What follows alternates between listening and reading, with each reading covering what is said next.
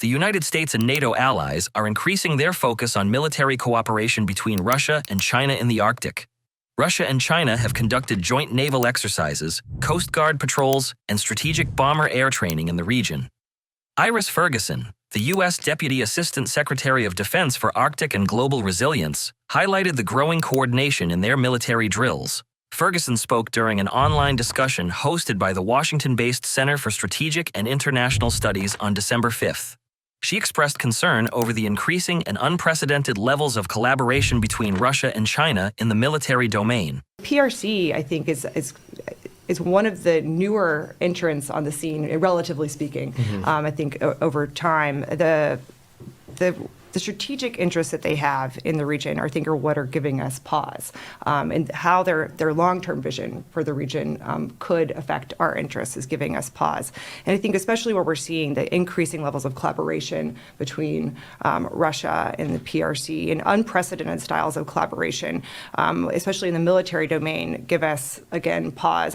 In October, China and Russia conducted their first joint Arctic maritime patrols with their coast guards. In July, Russian and Chinese strategic bombers flew over the Chukchi Sea and the Bering Sea in a coordinated operation. This marked the first time their aircraft launched from the same airbase in northern Russia. It was also the first instance of Chinese bombers entering the Alaskan Air Defense Identification Zone. Moscow and Beijing held joint naval exercises in the Bering Strait in 2022 and 2023.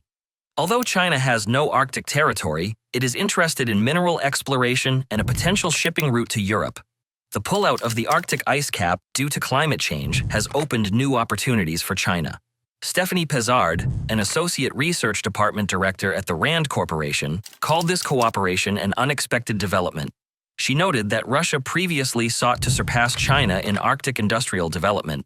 The U.S. Department of Defense released a 2024 Arctic strategy in July to address the geopolitical challenges of Russian and Chinese collaboration. Cheng Qing, a senior researcher from the Society for Strategic Studies in Taipei, said China's Arctic activities create additional pressure on the U.S. and NATO countries.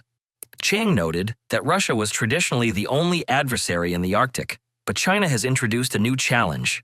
Other NATO members are responding to Russia's and China's increased military activities in the region. Canada published a new Arctic foreign policy report on December 6th to strengthen cooperation with like-minded nations.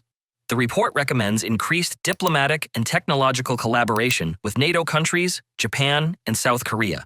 It also emphasizes the need to enhance Canada's military presence in the Arctic. In November, Finland, Canada, and the U.S. agreed to build icebreakers together to counter Russia's influence in the Arctic.